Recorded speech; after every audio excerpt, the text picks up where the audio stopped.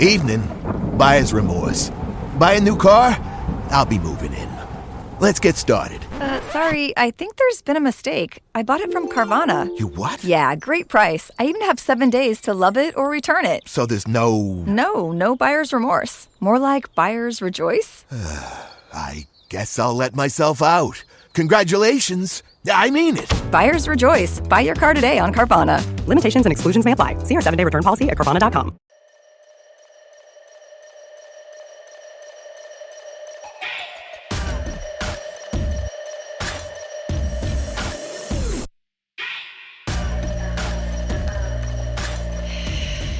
Hi, everyone. I've had to restart this episode 3 fucking times because my computer is literally about to explode, and I don't want to blame the Scientologists, but I did have a bit of a sticky situation in Clearwater, and I made a lot of John Travolta and Tom Cruise semen jokes, and now I feel like I'm being targeted by the Scientologists. Am I being a little paranoid? Yes. Was my venue in Clearwater also haunted by a homosexual stage manager? Yes. So I'm feeling poltergeisty. I'm feeling very spooky energy, and I feel like I carried some of that home from Clearwater. So I just did my Floridian leg of my tour. Hi, everyone. She's back. We're back. Got home last night. Andrew made me a gorgeous chicken piccata and a very zesty Caesar salad, which was very sweet. Bought me a bunch of flowers, got me caviar. I was like, okay, laying it on a little thick. Jesus Christ. But I had a great time in Florida. If you hear like a weird humming in the background, I've had to re-record this episode 3 times because my computer is like steaming and smoking and sparking, and I am going to go to the Apple store. Am I going to go to the Apple store? Of course I'm not going to the Apple store. I'm probably going to take a hammer to it and then drown myself in the dolphin pool because I just can't believe this is fucking happening. There she goes. Listen to this. Listen to this. We're going clear, everybody. Okay, so let's talk shit about Florida for a second. It is a glorified swamp. Now, obviously, you don't know... You do know that I'm not super familiar with geography, but my dad came with me on this leg of the tour with me and Josh, and that man knows so many facts about so many things that don't fucking matter. He's telling me about the architecture in Florida. He's showing me the water where the seawater meets the natural water and the what that's called, and then taking me to the oldest Cuban restaurant where the Cuban sandwich was invented, and then showing me that, everything. This man knows so much. I said, Dad, when we finally got to Fort Lauderdale after a 4.5-hour drive of my dad showing me the Panther Retreat, the crocodile Alcatraz, talking about the wildlife, talking about the tsunamis, talking about the Spanish moss on the buildings, talking to me about everything. I was like, Dad, I want to know something. Do you pursue these facts, or do they fall into your lap and then you take them with you on your journey? Or are you on YouTube just looking at videos about everywhere you go so that you can slip them in casual conversation? Because I got to tell you, it's not fucking landing. It was actually, besides all the useless facts, I have a very open and honest relationship with my father. We're very close, so I can look at him very lovingly and be like, Dad, Lilas, but if you utter one more fact about Tampa, I will bash your skull in. You know what I mean? And we have like nonverbal hours, and it's all of the things, okay? So on our 4.5-hour car ride journey to Fort Lauderdale, we finally check into our hotel. Beautiful hotel, and every single person that is staying there is going to my show. So I felt like the bride at the Fort Lauderdale Four Seasons. Actually, the towel man, Manny, who I want to open mouth kiss. I loved him so much. You know when you see someone that just has like a cute face?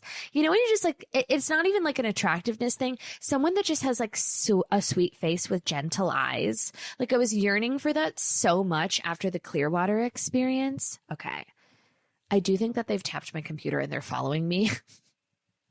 So if you never hear from me again, just look for a bitch with a scrunchie in Clearwater, and it's me in a vest.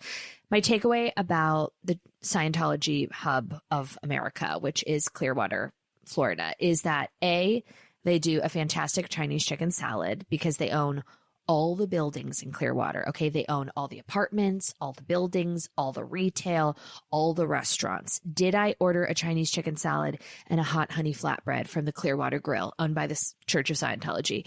Yes, I did. Did they also have a gorgeous coconut shrimp? Yes, I did. Yes, they did. Okay. I don't know. I don't know. Did I look out the balcony of the venue and see a completely vacant apartment building with blackout windows? Yes, I did. Did I see hundreds of innocent souls walking around with a necktie, little neck scarves, and vests, leaving the Church of Scientology headquarters? Yes, I did. Hundreds of them. Young, okay? Young and fresh. And I've watched all the documentaries. No shade. Live your life. Do you, Becky Minkoff. But I have so many questions. For a religion, I'm winking, that claims their whole tagline is going clear, I find their mission statement to be slightly opaque, if you will. Just like the windows of all of their buildings and their vans. Not clear, okay? Not transparent, not frosted, fully opaque, okay? 100% opaque. I hope that's the right word. Spooky, okay? It's spooky over there. Thank you for everyone who came to that Clearwater venue. I feel like we trauma bonded, okay? I'm sorry for the jokes about Tom Cruise's semen. We're not going to get into it. Never again. Not going to repeat it. Then we went to Fort Lauderdale, and I had my bat mitzvah by the pool. I said to my dad, after our long, treacherous journey, I said, Dad, if you tell me one more fact about the state of Florida, I will drown myself in the waters here. So we need to go nonverbal. And he's like, okay. So we go to the pool. My dad puts his AirPods in, starts watching his weird YouTube Floridian restaurant review videos. And instantly I sit down. I'm seated next to two girls coming to the show. And I have to say this, and it sounds self-gratuitous and gross, but these women that I met, specifically, I mean, I loved the Clearwater crew, by the way. You guys were fucking ready to goddamn rumble. I think the Florida crowds could have been my favorite thus far. The energy was just there. Everybody that I've met at these shows, for the most part, there's been a couple that are a little kookadoodle-doo that are like, I don't even know if they knew they were at a show. I mean, they were giving pretty heavy meth energy or just like fully comatose. But the people that I have met are so wonderful and normal. And like, I really realized it when I was in Fort Lauderdale, because a lot of the women were staying, women, husbands, boyfriends, the run of the gamut. They were all staying at the same hotel, and it had a very small pool area. Manny, the pool man, asked me, he's like, are you getting married here tonight? And I was like, not no, Manny. And you might be the lucky fucking groom. Okay.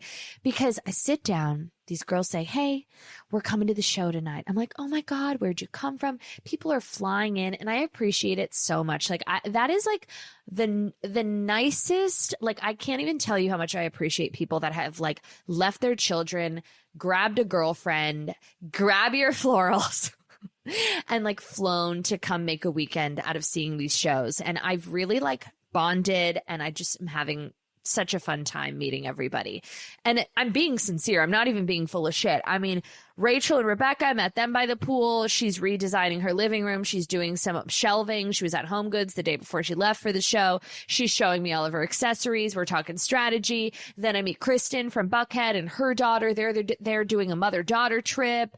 I meet the husband. I mean, I met everyone. Okay. My dad looks over at me. He takes his earpods out and he goes, you just can't fucking help yourself, can you? And I'm like, what do you mean? He's like, you said you didn't want to speak to anyone for 4.5 hours. And now you're like slugging rose redesigning shelves with people. Like, you just can't, because I like everyone that I'm meeting.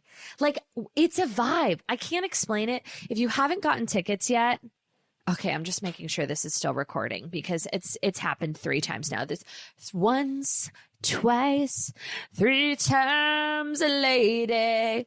What was I saying? If you haven't bought a ticket yet, we have a few seats available. I think we're at like 85% for the Dallas matinee that we added at 3 p.m., which is going to be unfucking believable. And then we have only individual seats. I think we have 10 seats left at the Chicago show, which is our biggest show. And I love Chicago. I love the people of Chicago. So I'm really excited about that one. If you're trepidatious about going to these shows alone, please don't be, because I've met people that have gone alone. Actually, I met these 2 girls specifically in Clearwater. Okay. They came to the meet and greet and they're like kibitzing and talking to each other like they're sisters. So I said, oh my God, are you guys sisters? They're like, no. I said, are you best friends? Where are you from? Trying to get like the lay of the land. And they're like, no, we literally met like an hour and a half ago. And the way that they were talking to each other, I was like, these are my fucking sluts right here. She's like, Caitlin, hurry the fuck up. We don't have all day. Like, no, fix your bangs. You need a lip gloss too. Why aren't you wearing lip gloss? Hello, we've been standing in line. Like, you couldn't put a fucking lip gloss on. She's like, fuck you. Shut up and take the picture. Higher. Like, you know, just the language and the chemistry between them. They both came alone. They ended up sitting next to each other. And then they were going out for drinks after the show. And I was like, fuck yes. So if you're thinking about coming alone, I honestly can't imagine a better show to go to alone to. Like, you're going to have the time of your life. I am not even lying when I say this. I love this fucking show. I love the whole experience. I'm having a low-key great time. And I'm kind of at a place where, like, if people don't get it, I do not care at all. Like, I think that says everything about them and nothing about the show. And on paper, it's a weird one. It sounds narcissistic, but it's kind of like a bonding experience because I think if you grew up at a certain time, I mean, granted, these videos are insane. One of the girls who I met at the hotel, I was talking to after the show, and I was like, is it worse or better than you expected? She's like, the videos are way worse than I had expected, but I had a gay all time. And I said, I'll take it, Becky. Thank you so much. Thank you so much. Go to thebitchbible.com/tour. Now, I've been waiting for 2 weeks to talk shit about Madi Prewett and her rat-faced, rosacea-clad, limp dick, little liver-spotted husband. Here's the thing. If you're gonna be annoying and stupid, at least be hot. Like, Madi Prewett is an attractive young woman. Her husband I can't even compliment him with a mashed potato face. He looks like a weeble, like a little egg. He looks like an egg with a side bang and like a fleshy micro penis. Like, I just like imagine him. He's like a worm. Okay. He's a little inverted baby dicked worm face. Okay. With an overbite and googly eyes. Ugh, I hate his face so much. I can't help it. And like, they're under fire recently because they said some weird shit on their podcast. You know, with Madi Prewett and her husband, there's like this, it's a level of like smugness and kind of like self-inflating pedestal platform of morality that I think is really off-putting. And I'm going to say something controversial. I was having a long discussion about this with a friend recently, and I think like the Sydney Sweeney of it all, we're going to get into all of this because a lot has happened over the past week, okay? How do I say this tenderly?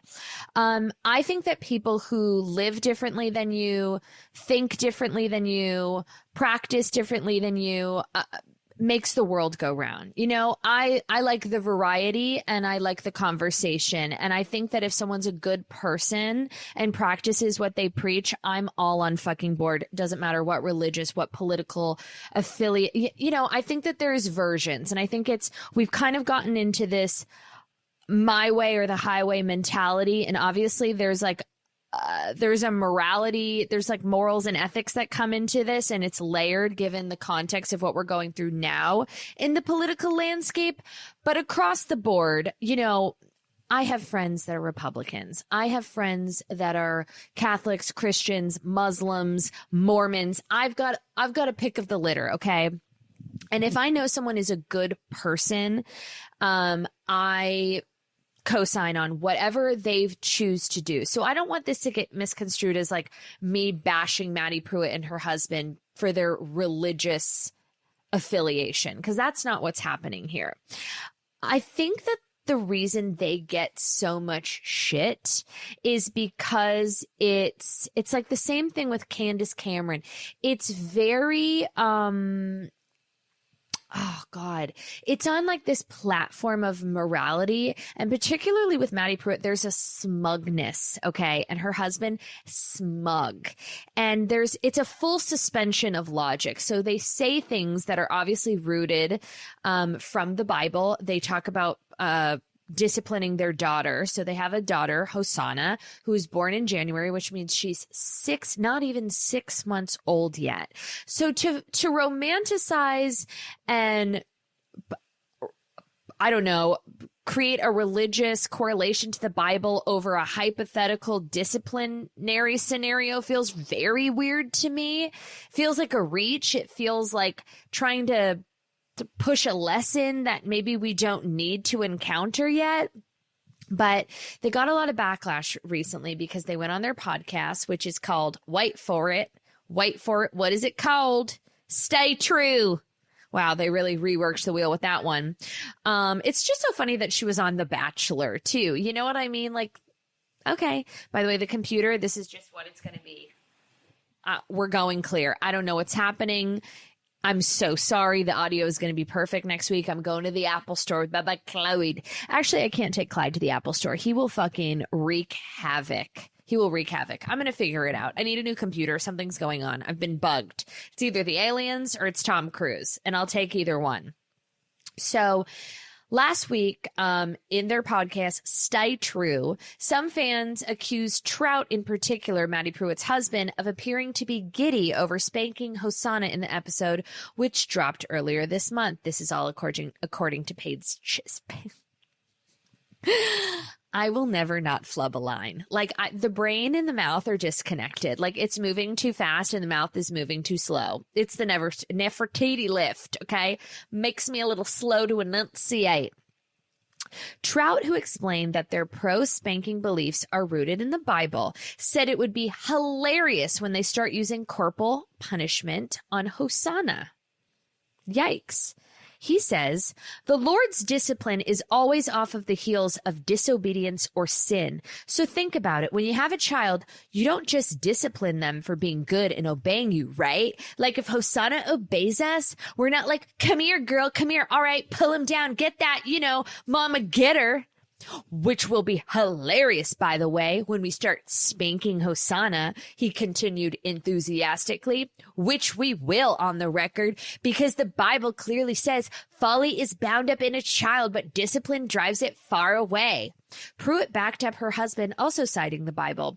It also specifically says discipline with a rod. Well, some people could say you can discipline them with timeouts. Hold on. It says with a rod, she stressed. Oh, God. Here's what I think is interesting. I'm not going to get too into it.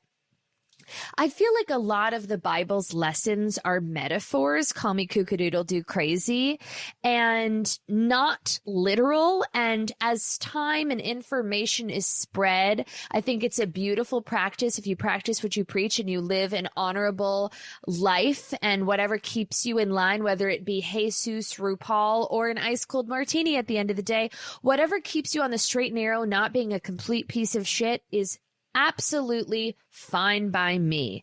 It's when we start putting ourselves on morality platforms and not even conceding to the idea that maybe things could be different, or maybe it's a metaphor, or maybe it's not so literal, or maybe we go back to the drawing board and maybe just like take a beat and think about what our own personal connection to the universe is. Like maybe we just zoom out, as I like to say, just a little bit and not be so myopic with our views. And I say that to everybody, everywhere, from all facets of life. Like I think it's important to just go through life thinking maybe not everything is as it presents. Maybe the Scientologists have infiltrated my MacBook. Maybe not. Maybe we're crazy. Maybe I'm wrong. Like just to even be open to those conversations, especially now, is important. I was talking to a friend recently, and I've got some relatives that go rogue on the Facebook. Okay. They're saying some pretty crazy shit. We were talking about the Sydney Sweeney of it all. And I said a long time ago, people were trying to cancel Sydney Sweeney because she threw a party for her family and there were people with MAGA hats on. If everybody didn't speak to members of their family that had differentiating political views, religion, like I also don't live in that lane. I find that to be really self-indulgent and really just like not participating in the discourse of existing as a human roaming the planet. Like, that's also a form of communism. I don't need everyone to agree with all of my political views, my religious views, my worldview. Like, that's okay, because I want to live in a world where maybe I don't know everything about everything, and there's a conversation that can exist. Just writing off people, especially people that maybe, you know, there's got to be a few shades of gray here. It's not all black or white. Where am I getting with this? Madi Prewett. This feels uncultured. It feels naive. It feels stupid. I'm just really so focused on her husband being so unattractive. Okay. And something about, I mean, their baby's 6 months old. Anyone that has a baby, especially like a 6-month-old, they're glorified potatoes. Like, why don't we just like cross the bridge when you get there? Like, why are you so excited and getting like visibly a pep in your step over talking about getting the rod? Like, grow up, like live a little. And while you're at it, cut your fucking bangs, Trout. Okay, Trout man. I don't even know his name. I hate him. He has an overbite, and I can't with his fucking face. I can't even give him mashed potato face. That feels like a compliment. He looks like one of those little amoebas, like a little sperm. He's just so lifeless, like super ugly. So that's my takeaway on that. Good luck to you. Good luck to you. They haven't issued any type of an apology. They probably won't, and that's totally fine. Somebody called Yolanda Foster and get the lemons. Justin Timberlake has Lyme's disease. I'm not making light of Lyme's disease. I'm just saying the timing of the diagnosis. I'm just saying I have to be the cunt in the room. Okay? Quack, quack. Quack, quack. The timing of the Lyme's disease diagnosis in correlation to his performances kind of being dragged all over TikTok of him making the audience sing, which I find to be lazy and annoying. It seems odd. It seems odd to me. But Jessica Biel, she is there in her cargo pants, and she is sticking by her man. She is. My dad, we were talking about this in the car on the long, treacherous journey from Tampa to Fort Lauderdale, and my dad goes, I love Justin Timberlake. He put his music on shuffle because I was trying to go nonverbal. And the first song that comes up is a P. Diddy song. And I said, Dad, this is an HR violation. Josh is in the back seat. Could you not play, 90s Puff Daddy? It feels a little insensitive. He's like, I don't know how to delete it from my library. I'm like, Dad, like, maybe could we just skip it? Like, it's feeling like I don't know. Like, do I still have Puff Daddy songs on my Chill House playlist? Does it count if it's a Puff Daddy feature? Like, if I have Brandy, Top of the World, oh no, that's Mace. Or if I have like Faith Evans with a Puff Daddy feature, like, I got to get rid of it. Do we separate the art from the artist? But if I illegally downloaded it, here's the loophole. I illegally downloaded most of those songs. Anything before 2009 was illegally downloaded on Napster. So if he's not getting the streaming money and it's in closed quarters, is it okay to drop a Bad Boy for Life? I don't have that on the Chill House playlist. I have Mo Money, Mo Problems. I have any type of like a Mace song featuring Puff Daddy. What you know about going out? What is that song? Bad Boy. You make me feel so good. Do I strike it? It was illegally downloaded. I'm not sure. That was the first song. Then it went into Justin Timberlake, like Future Sex Love Sounds. Then my dad has basically every viral TikTok song. There was an Avicii track, and then it went back to like, Keith Sweat, and then it would go like Janet Jackson, which we were down for, and then it'd hit you with like a Shabuzi, like somebody pour me another shot of whiskey, J Balvin getting tipsy. Is that the word? I don't know. I was like, Dad, maybe we just radio silence. But he says the point of it, he goes, I love Justin Timberlake. What a guy. And I was like, Dad, shut up. So I'm sorry about the Lyme's disease. That was the point of that story. God, but Madi Prewett's husband, I mean, that's going to haunt me for the rest of my days. He is like one rat-faced, unfuckable little rashy worm. You know his skin. Like, I just like imagine him naked in his underwear and his skin is like translucent and he's just a fleshy, side-banged bitch ass worm. Anywho, Jax Taylor wore lifts at the Valley reunion to add a couple extra inches. Fans of the Valley noticed that he is wearing a Sensible sneaker that has a 2-inch heel. Now, I've met Jax Taylor. He's plenty tall. He's definitely over 6 feet. This is what I think happened. I don't think that was to appear taller, because obviously he's like sitting down and is plenty tall. I think that he's just like found the shoes and they happen to have a lift in them. He like went on Amazon. He's like Alexander McQueen knockoff sneaks, which is like kind of the vibe they're giving. And then he put them on and he's like, oop, a little heel. Send him to Tom Cruise's house in Clearwater. Put him up in the lift. I don't know. So whatever. Also, he's not coming back to the Valley. You know, I said in a previous episode with Kristen Doty, I'm like, I feel like Brittany and Jax are getting together. They'll get back together. Excuse me. And she said, absolutely no way. And I'd like to retract my previous sentiment because I think also absolutely no fucking way. She hates him. It's like said, she fucking hates him. And you can tell it. And also, like, we'll get into this later for my birthday extravaganza episode where I talk about people, places, and things that I just hate. You know, Michelle is the new Janet. And I mean that lovingly. Janet is still trying to sling her bits. I love her protruding shoulder blades, bring back toxic body culture, but Michelle is Michelle. Pretty, sweet, love her like a sister.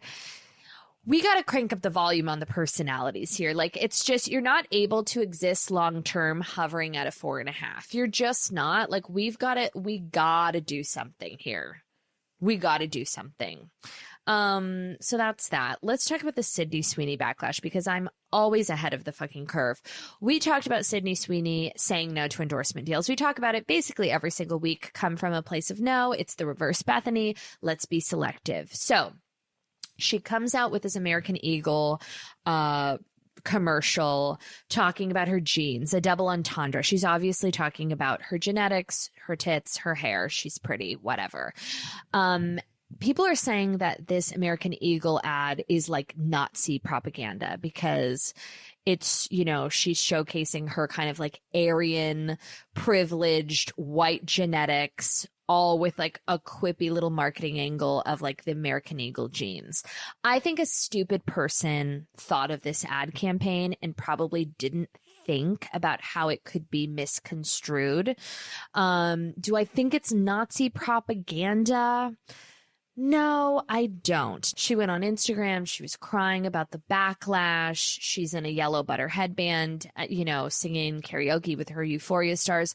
I am not someone of the belief that like we can cancel people solely based on their political views. I know that's like a very hot take. People don't like it. I think that there's levels. Like I said earlier, there are levels. If you're a white supremacist or a Nazi, like, I'm not gonna fuck with you, but if you voted for George Bush in 2008, I'm not gonna not speak to you ever again. I'm sorry. If you'd like to light my house on fire for saying that, like, I have relatives that do not align with my political views necessarily. Am I not going to speak to my deceased mother's lineage because they voted for George Bush in 2008? Sorry, you got the wrong girl. We've got to find some form of a middle ground here. It's getting us or them. It's getting too black or white. We need some shades of gray. Dissimilarly, let's get back to the Sydney Sweeney element of it all.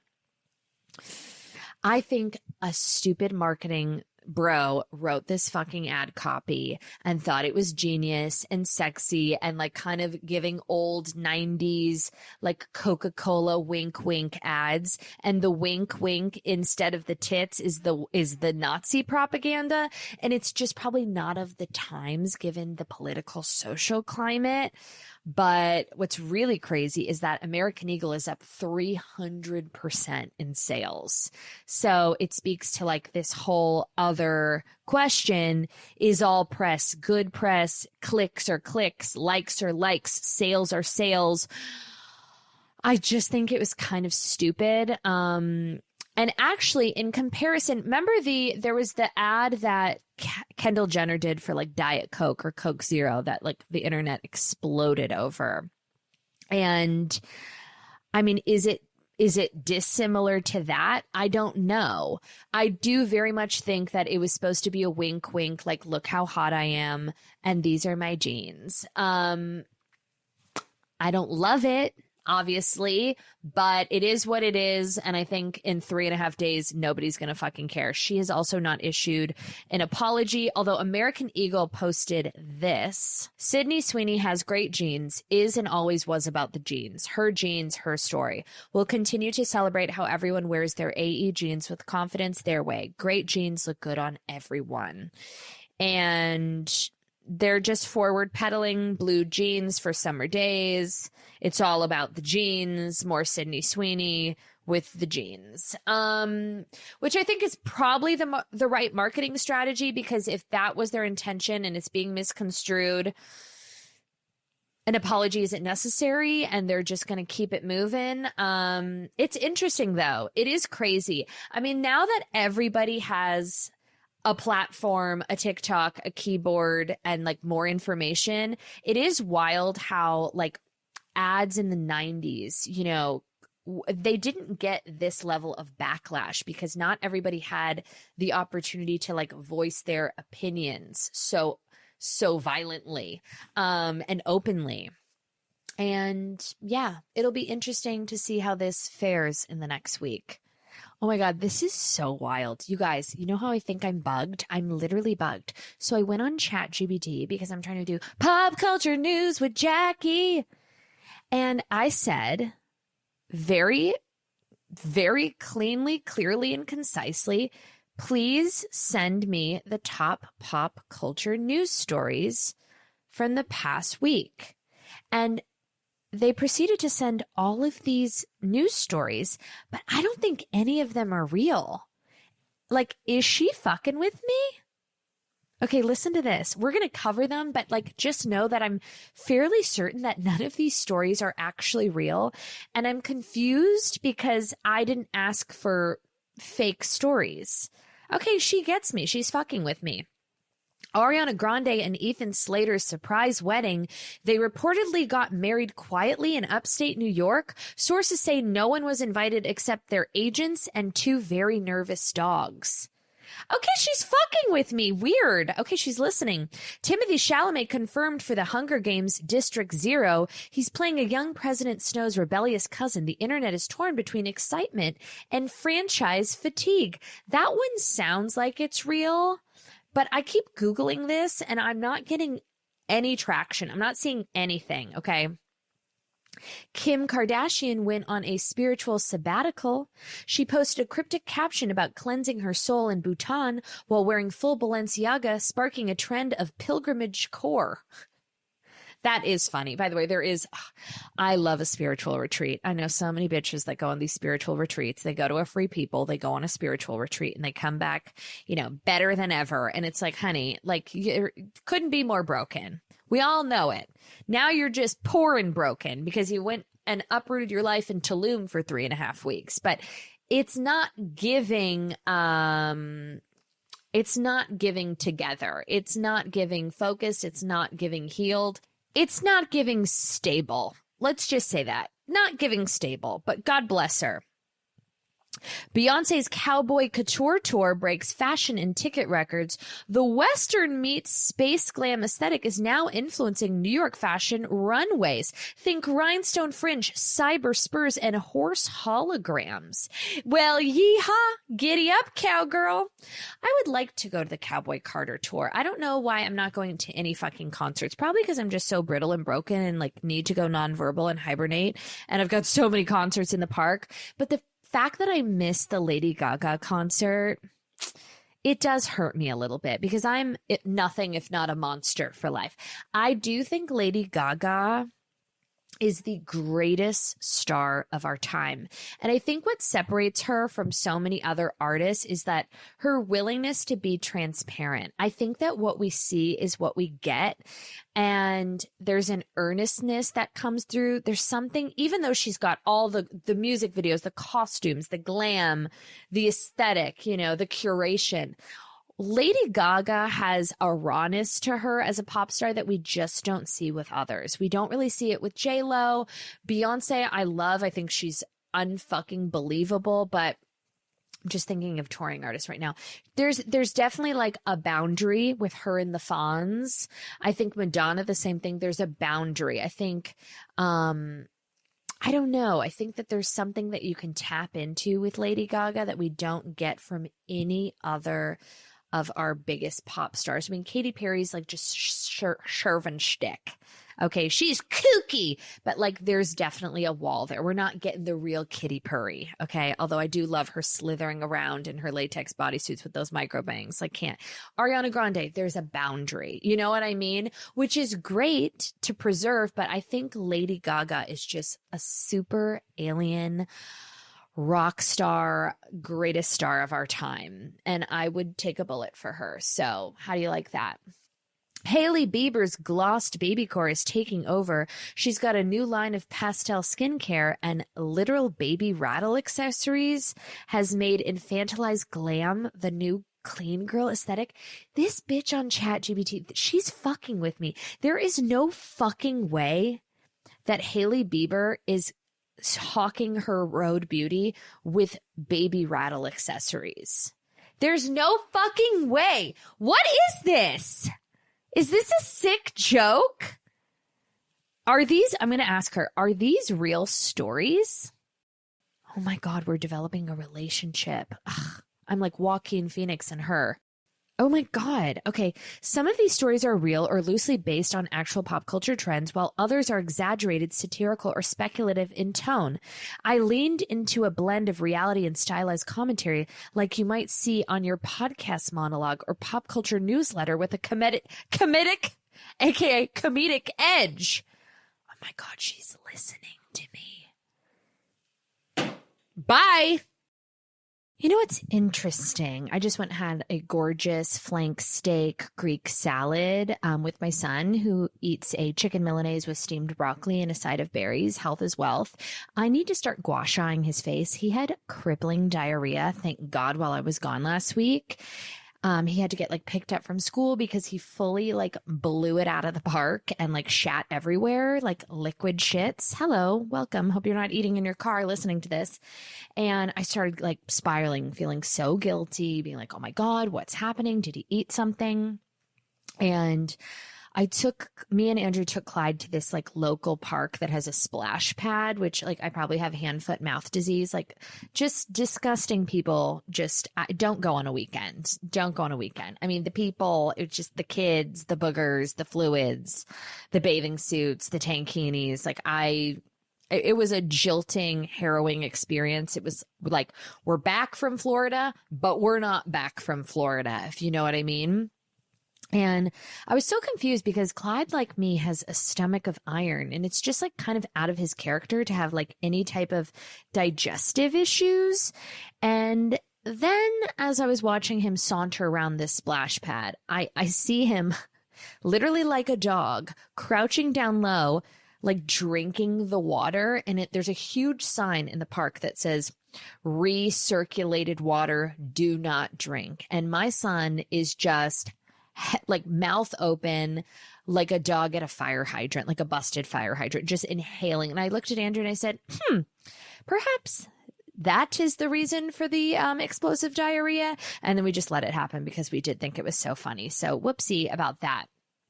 What was I saying? Oh, we had a beautiful little chicken Milanese. His bowels have settled, so that's good news.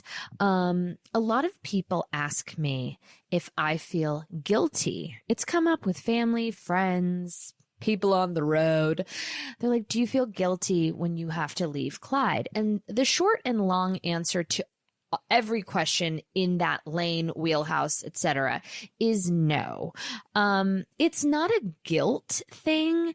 It's a missing him thing. Like, I would always rather be with him with supervision. You know what I mean? I would almost 97% of the time, I would rather be home with my son. Period.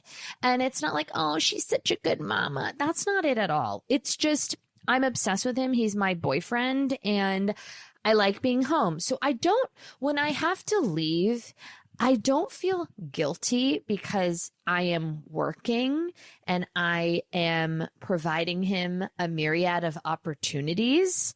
So it's not like it's a recreational, like, weekend wine tasting with the gals, which is also something that I don't feel guilty participating in because I feel like, I don't know, it's such an antiquated notion that, like, the whole concept of mom guilt. Everything I do is either to benefit the Schimmel-Haas household and the myriad of bathroom renovations and Clyde's future and opportunities and experiences, and or to fill my black heart with some type of an experience, to fill the void, if you will. So nothing is done entirely in self-gratuitous nature. It's always with the hope of funds and or fun.